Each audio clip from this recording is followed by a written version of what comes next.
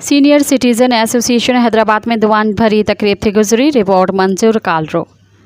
Senior citizen association Hyderabad के executive committee पारां कयल फैसले मूजिब अॼु डे सेंटर में क़ुरान ख़्वानी यासीन सगोरी जे तलावत जो विर्द करण खां पोइ बुज़ुर्ग मेंबर अब्दुल हकीम दायो साहिब रब पाक जी बारगाह में मरो मेंबरनि जी मग़फ़िरत ऐं बुलंद दर्जात लाइ दुआ सां गॾु समूरनि मेंबरनि ख़ासि तौर एग्जीक्यूटिव कमेटी जे मेंबरनि वास्ते बीमारनि जी सेहतमंदी खुशहाली संदसि मुकमल सेहतियाबी अमन ॿधी ऐं भाईचारे जूं दुआऊं तलब कयूं।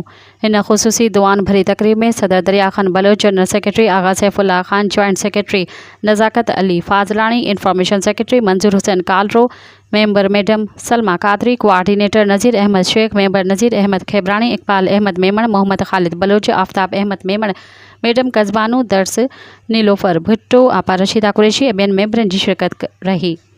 तकरीब में इंजीनियर ख़ालिद मेमण पंहिंजे मखसूस अंदाज़ में बरकत भरी नात रसूल मक़बूल सल्लल्लाहु अलैहि वसल्लम पढ़ी ऐं रूहानी नूर सां दिलनि खे मुनवर करे छॾियो। शरीक मेंबरनि लाइ मिस्टर आफ्ताब मेमण तरफ़ां दुआ जा किताब विरहाया। तकरीब जे आख़िर में ख़ातिर तवाज़ा जो ख़ुसूसी बंदोबस्तु कयो वियो हो।